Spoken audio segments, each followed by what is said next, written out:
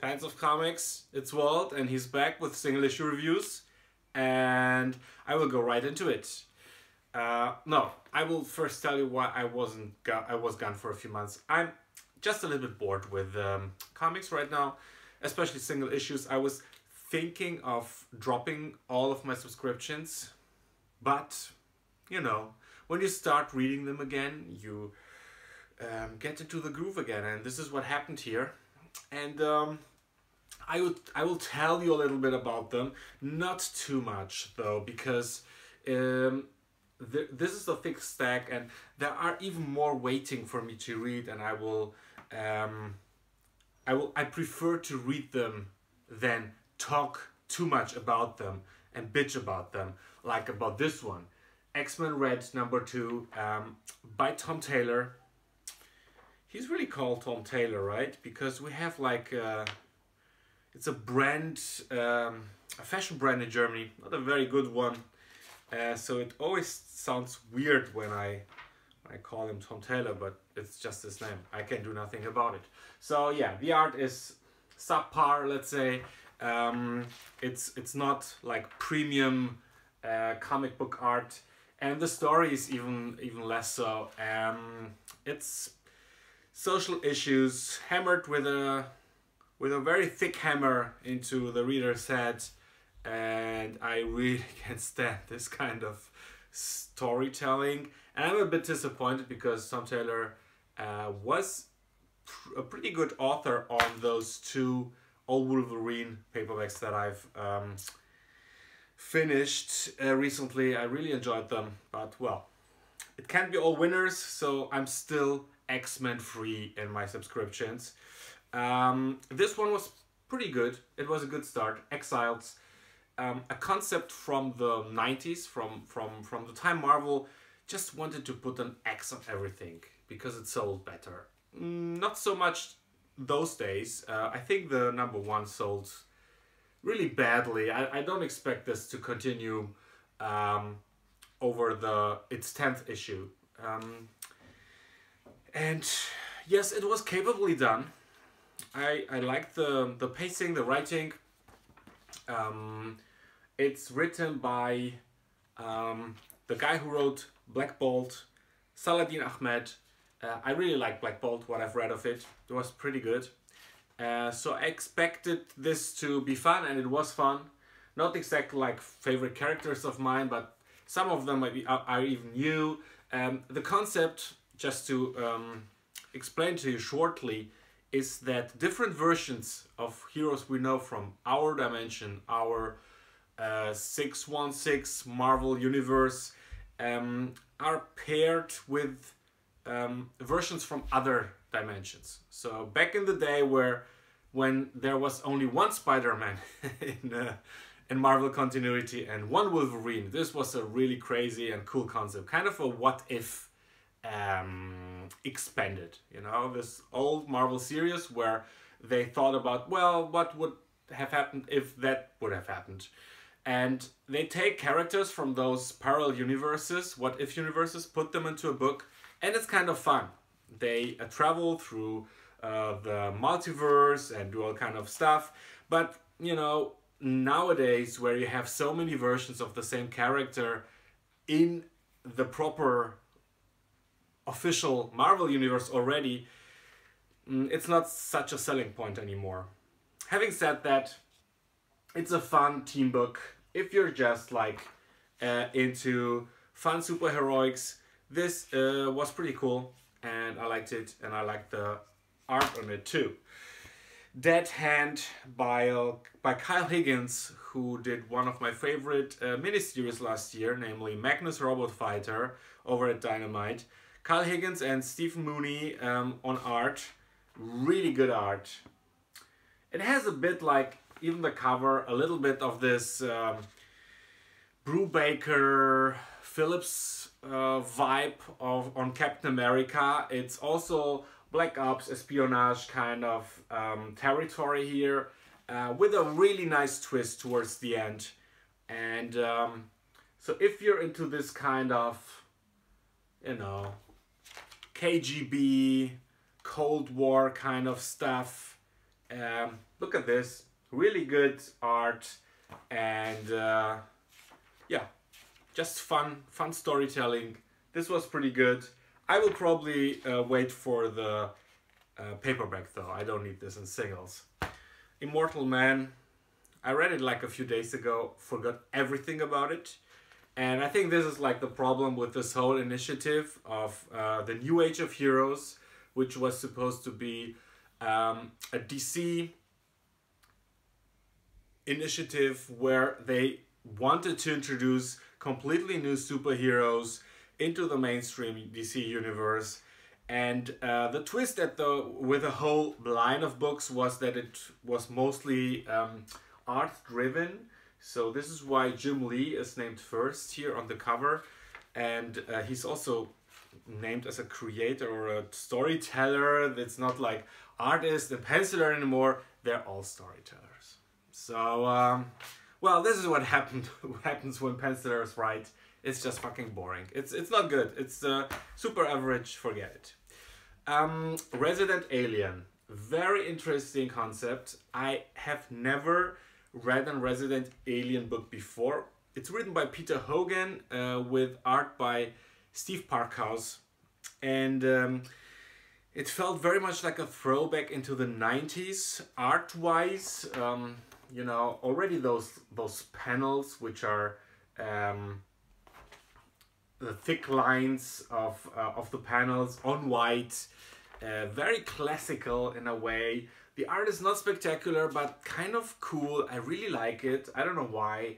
It's not beautiful. It's not super special, but it's really not. It's not about being fancy. It's just about storytelling, and I really liked it. It's Johnny Zero, one of my more active commentators on the channel. Hi Johnny. Named this normcore, where, you know, it's about an alien living in human society, and how do you connect this fantastical element with the most mundane everyday life of a normcore life. And I really enjoyed it. I'm intrigued and I will continue reading it. All right, social commentary, the next one. But this is how you do it. I mean, if you want to do social commentary, I love it. If it's not like stupid but intelligent one, like this one here in Robocop, where it's Robocop like revamped for a new generation, you can see a lot of things that are going on in society right now. A lot of discussion, like Black Lives Matter, the things that happen in Ferguson. It's all in here, but they're dealt with on a more philosophical and really intriguing level. And how a company tries to how a company tries to profit from social unrest, from social divide. And yeah, it's not like another Trump who bashes migrants comic again. It's much more complex than that. So the bad guy in here is more like a Mark Zuckerberg kind of guy who tries to control or to innovate society through his technology, but in the same behind the curtains, behind the curtains, it's all about control. It's all about seizing the power, and there is one man who wants to interrupt this flow of action, and this man is Robocop. And it sounds stupid, I know, because I haven't pitched it well, but it's really well written, and I love the art by, what's his name? Jorge Coelho. I think it's Portuguese. And I really liked it. It's very unique. I wouldn't say it's European. It has quite a cartoonish vibe about it, but it still stays serious. If you get what I mean, like here you can see it. It's really it's really dense, really good, and yeah, I really enjoyed it. Very good series. Robocop by Boom Comics. Isola, what was it about? Okay, something with fantasy stuff, and it's very beautifully drawn. I mean, you can buy it for the art alone. It's $3.99, and if you're into beautiful art, go for it. I don't remember what the story was about. I guess it's a fantasy story. They're all the same, right? Oblivion Song, the new book by Robert Kirkman, which he supposedly worked on for like, I don't know, 15 years or so. And it's with Lorenzo De Felici on art. Another American cooperation with the European art, an European artist. And yeah, the art is pretty good.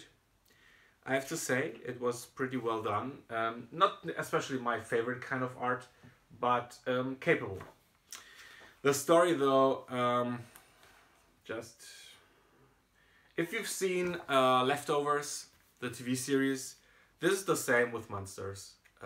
And yeah, it's just not very original. If I know, not that Kirkman is the most original writers of them all, but like if you're working on a book or on a story for such a long time, you have to kind of like let it stand out a little bit, have a unique viewing point on things. And this year, he builds up characters pretty well. This is what he does pretty well, always does.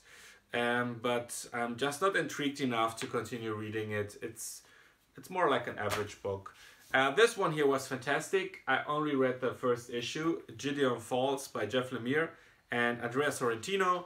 You know them from Old Man Logan. They did Green Arrow before.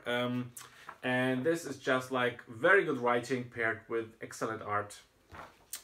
And surprise, it's very good. I can't really tell you what it's about. It's more like a mystery that builds up and builds up. It's about the main character is a deranged guy who, you know, like a schizophrenic, sees things that are not there, or maybe they are, we don't know. And there is a parallel plot with a priest who arrives into a small town. I think the town is Gideon Falls, and where the previous priest was murdered, and he takes over his his place. Yeah, and then things happen. I don't want to spoil anything, but this is excellent stuff. Look at this, great moody art and great atmosphere. Really good. Shadowman #1, I enjoyed it very much. I'm a Valiant fan, you know that, and they waited for a very long time to give Shadowman a relaunch, you could say, because I'm not sure they will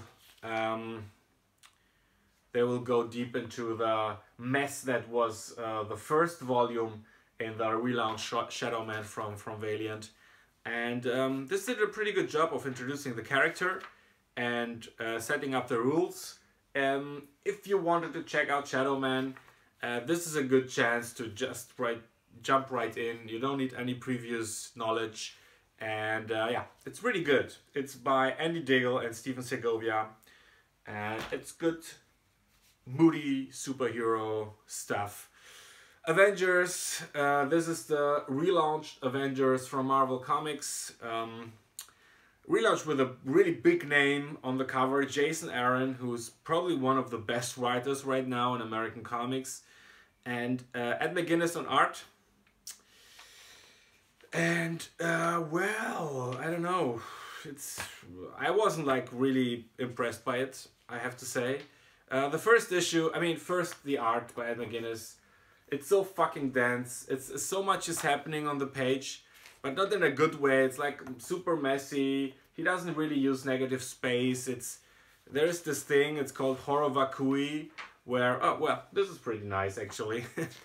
But where like everything is filled up with something, and you don't have like room to, your eye needs a little bit of room to, you know, take it in and to focus on stuff. And it's really hard to focus on stuff here. Look at those pages. It's really messy. And yeah, as you can see, they're sitting around and talking, and it's weird. You know, you have like a great cast of characters, the Avengers from the Marvel Cinematic Universe, I would say. So it's the three big guys, Captain America, Thor, and Iron Man, and then the others to have a movie out like Doctor Strange, Black Panther, and soon Captain Marvel. And they throw in like an outsider, the new Ghost Rider, the teenage version of Ghost Rider, who's like a kind of like a stand-in probably for us readers to experience this team. And then we have She-Hulk, who is not in the cinematic universe and who was really one of the core Avengers for a very long time, much more so than the main the He-Hulk. But I mean, it's okay, I get it, why they focus on those characters and less so on secondary ones, like Hawkeye, who I really like, but he was also in the cinema, so whatever. The problem I had with this, the first issue for $5 is more like a zero issue. Not much is happening. It's like almost a stage up for the next issue, and only in the last few pages it gets a little bit exciting because, you know, Eternals are showing up, some Kirby madness is coming into the world of the new reassembled Avengers. And I'm not saying it's not fun, it is fun, but why do they take so much pages to set this up, to get it going? And they have this talk like where they're like doubting themselves. Oh, are we still like able to do it? We feel so old. We're like those old white men, and we should like let the next generation take over. So it's basically like a commentary on what happened in the past few years in Marvel editorial. And I get it when a writer is talking about those characters with his editor like that, but I don't get that the characters are reflecting it. And if they do, I mean, I like in Dark Knight Returns, like the old man who's like out of the business, and will he return or not? But it's not about that in this book. It's about like fighting baddies from space. So yeah, whatever. It didn't click with me. The second issue was better. Even the art was better. Looser and you know, just more dynamic, more focused. And it was fun. I have to say, I really enjoyed it, but I don't know if I need this on a bi-weekly basis because it's $4 and bi-weekly. And as much as I would love to read some Avengers on a regular basis, I guess I will just finally read the Hickman version of the Avengers that I still haven't finished. Alright, next up, DC Nation number 0 was pretty nice. It had a really good short story by Tom King and Clay Mann, and Clay Mann is doing a great Joker in those pages here. He's a great artist. I remember him, I think he was on XMen War at Valiant, and I didn't enjoy him too much, but man, his Joker is really good. It's really bone-chilling stuff, and yeah, I really liked it.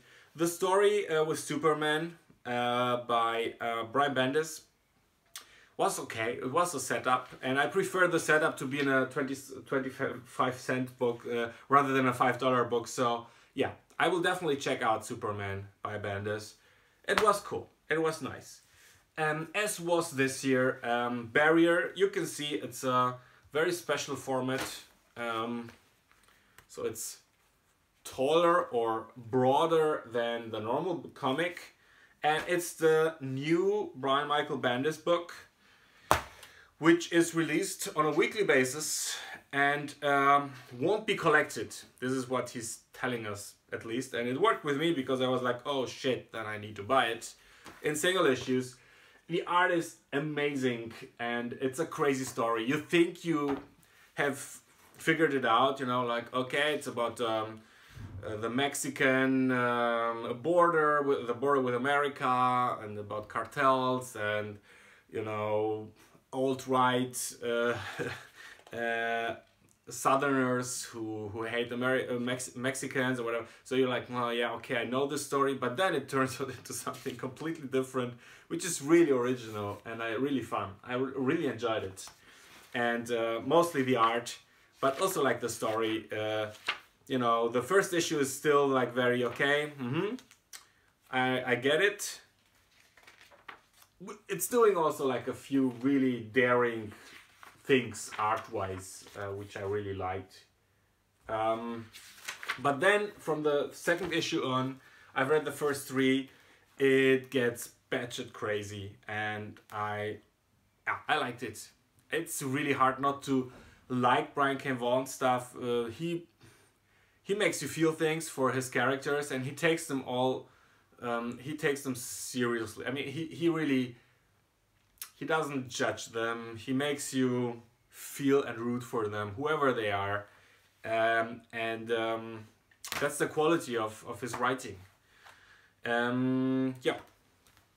Next up, Swamp Thing, Winter Special. I quite forgot what it was about. It was a Tom King story.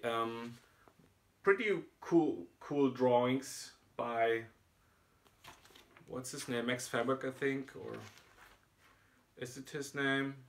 Whatever. The second story was even better because it was by Len Wein, who is the co-creator of Swamp Thing, and it's a silent one, and it's beautifully drawn by Kelly Jones. Great art by Kelly Jones, and I think this would work even better in an oversized format. Yeah. So for the art alone, it was worth it. Next up is Harbinger Wars #2, The Prelude, written by Eric Heiser. If you follow Valiant comics, you know that they're kind of in the middle of a turmoil phase right now. They were bought up, and the management, especially the creative anchors of the company, were forced out, and one of them, who became like more and more important in the mythology of Valiant, is Eric Heiser, who wrote Arrival, and who's a comic fan, and who really got into comic writing and did a fantastic short series called Secret Weapons. Was very original stuff, and everything that I've read by him was really good. But this was probably the best issue he did for Valiant. I don't know if it's the last one, so if so, you should check it out. The series, I think, will also be pretty good. It's by Matt Kindt, and maybe this is the last phase of the relaunched Valiant that is really good. Let's hope for a great future for them, but yeah, I'm a bit skeptical. And the irony of the whole thing is that it happened back in the day already, like with Jim Shooter being exiled out of his own company. And yeah, it's kind of sad. This was also pretty cool. A throwback into the Archer and Armstrong by Van Lente series, one of the first series they launched, I think 2012 or 2013, when Valiant returned, and I found it to be like pretty fun. But now that I read this one shot, I understood that it was really a good series. It really stayed with me, the voice of the characters, the feel that you had going into it, and yeah, it was pretty good. And then we have Cold War. I forgot everything about it. I can't remember. I don't know. The art looks interesting, but I think it was pretty generic. Batman, Sins of the Father. Again, I forgot it. Christopher Gage Christus Gage is a pretty good writer though, and I think I liked it. But the art is nice. Rafael Yanko,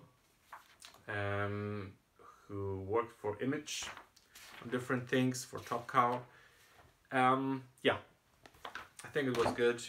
Black Panther #1, so, The Sound and the Fury #1. I'm sorry, I'm out of those video things, really. Yeah, it was fun. I don't remember either. Yeah, and then those I also don't remember. So you see, if you have too many comics where you read them and like 1 or 2 weeks later, or even like 1 month later, you don't remember anything about them, that's not good. And this is how you